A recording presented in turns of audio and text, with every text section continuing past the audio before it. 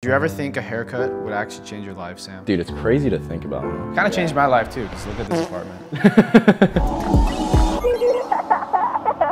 People don't really know how we met. Funny story, I used to know of Lance. I knew he had like a platform at the time. I think he had like 600K. He was like a pretty small creator. Yeah. But I thought he was a pretty big creator at the time, so. Well, we were from an area where there were no creators. Look, we went to the same gym, so like I would see him once in a while.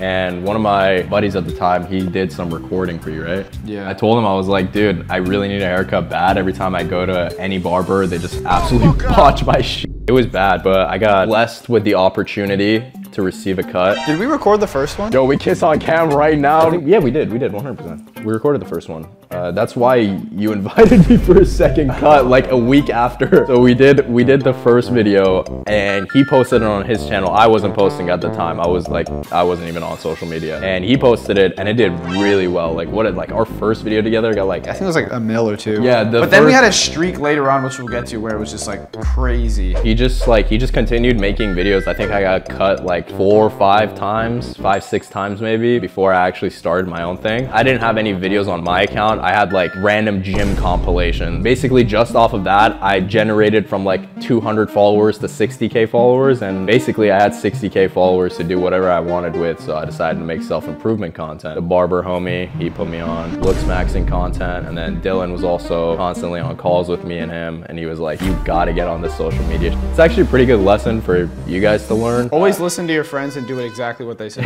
He knows I was very much against like getting on social media. I did not want to make videos or have my face. I thought it was kind of corny until the first week when I saw the money come in, then everything changed. So we had made a couple of videos. That was like August, that was before. Yeah, we had made a couple of videos together and they were all doing pretty well. So of course I had to bring Sam back and milk him for content. I was honestly just like, dude, f this guy, bro. He doesn't post content. He just got 70,000 free followers just because of my videos, which I worked my ass off. I worked my ass off to build my shit. Like I was editing every day, like posting 2 or 3 videos a day. And this guy just comes in and just gets a bunch of views, right? So I was like, this guy, like, He took the right route though. Instead of getting all pissy and shit and having I milked him. That's what I did. He milked me. I milked him. Like, but no, Sam has grown on me ever since then. Like, I actually like spending time with him now. I guess. Yeah, sometimes. I mean, as long as the views are still up. You honestly were pretty good at content just starting off. Like, surprisingly, like you were pretty good at talking. I did like see one of your older videos and you talking more slow, and now you're like way more enthusiastic. Shampoo is supposed to take out all of the oils in your head. There actually got to a point where I actually like enjoyed watching your videos. I wasn't just like,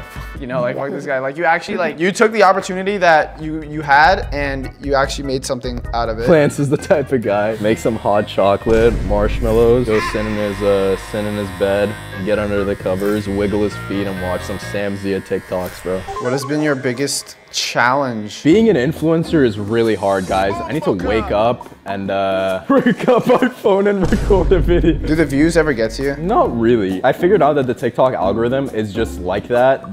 Sometimes they push your videos, sometimes they don't. It does also depend on the quality of video, but sometimes it's just really not in your control. The biggest thing is probably loneliness. I live in Vancouver. I don't know many people from Vancouver. I just have a girlfriend and I have like 3, 4 guy friends, and that's about it. I'm usually always at home. It gets to you sometimes. That's what like all these like internet money gurus tell you, that you have to like cut off all your friends. That's actually the one thing that's, you don't have to cut off your friends. But it just happens. It happens. Yeah, 100%. Because like all you start to live, breathe, and think about is social media. And then people, you just like, if you talk about it, people think you're like egotistical. So you can't really talk about it. So then you don't really like hanging out with people because like you can't talk about it. It's your passion. This also sounds hella egotistical, but it's just like not fun conversations for me, at least. Like talking to people from my school. We've gone on like such completely different routes that there's nothing that we have in common. Now there's gonna be people in the comments that are like, but who do they think they are? They just pick up the phone and record. Like there's a lot more going on in the background than just picking up the phone and recording. Like I'm saying this with full confidence. We are very smart, like both of us.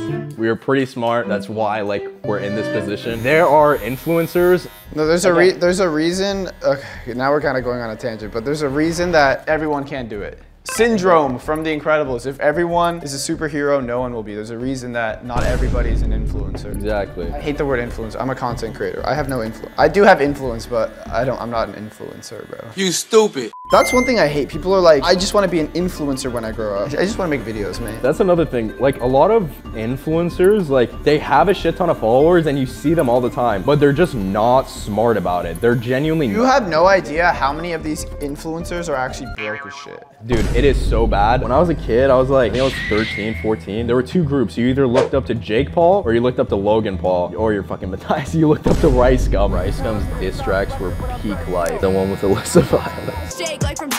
Dude, I bought that song. You bought it?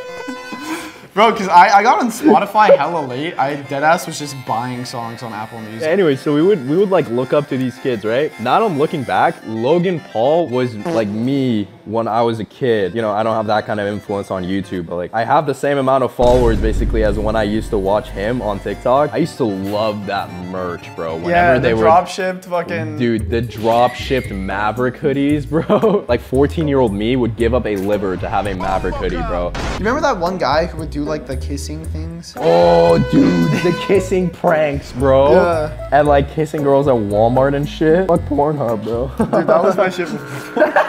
You know what I'm talking about? The kissing I'd be pranks? stroking my shit to the kissing pranks, bro, at 12 years old. You fucked me up, bro? Mm-hmm. Is my shit not straight? Make my shit straight, bitch ass nigga. Final words to the world right now. Words though. Keep the change, buy Base Body Works.